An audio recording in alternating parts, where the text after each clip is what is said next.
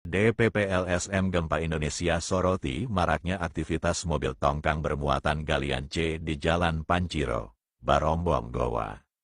Aktivitas mobil tongkang bermuatan galian C yang lalu lalang di Jalan Panciro, Barombong, hingga Bontokado PP menuju Galesong Utara Kabupaten Takalar, kini menuai sorotan tajam dari Ketua DPP LSM Gempa Indonesia, Amiruddin SH Karaengtinggi.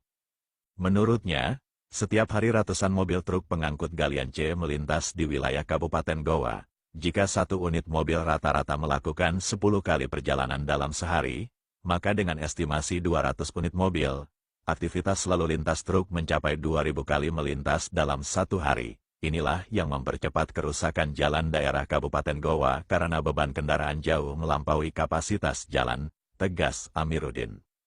Ketua LSM Gempa Indonesia menilai, pemerintah daerah, khususnya Bupati Goa dan aparat terkait, seharusnya menertibkan tambang galian C yang diduga kuat beroperasi secara ilegal. Selain merusak infrastruktur, aktivitas tambang tanpa izin tersebut juga sangat merugikan keuangan daerah karena tidak membayar pajak maupun kontribusi resmi.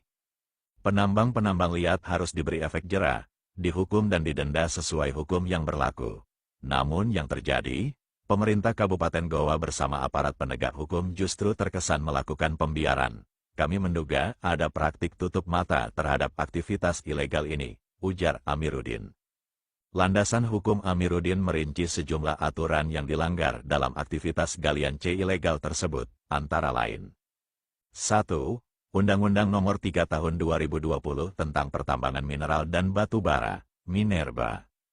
Pasal 158, setiap orang yang melakukan usaha penambangan tanpa izin resmi, IUP, dipidana penjara paling lama 5 tahun dan denda paling banyak 100 miliar rupiah. Pasal 161, setiap orang yang menampung, memanfaatkan, mengolah, atau memasarkan hasil tambang yang tidak berasal dari IUP juga dapat dipidana. 2. Undang-Undang Nomor 22 Tahun 2009 tentang Lalu Lintas dan Angkutan Jalan. Kendaraan yang melebihi kapasitas muatan dapat dikenakan sanksi tilang hingga pencabutan izin operasi. 3. Kitab Undang-Undang Hukum Pidana, KUHP, Pasal 421 KUHP, aparat pemerintah yang dengan sengaja membiarkan suatu pelanggaran hukum dan menyalahgunakan kewenangannya dapat dipidana. Tuntutan LSM Gempa Indonesia. Ketua DPP LSM Gempa Indonesia menegaskan bahwa pihaknya akan terus mengawal persoalan ini agar tidak dibiarkan berlarut-larut. Ia menuntut agar Bupati Goa segera mengambil langkah konkret untuk menghentikan aktivitas tambang ilegal. Dinas terkait dan aparat kepolisian melakukan penertiban, serta menindak tegas oknum penambang ilegal.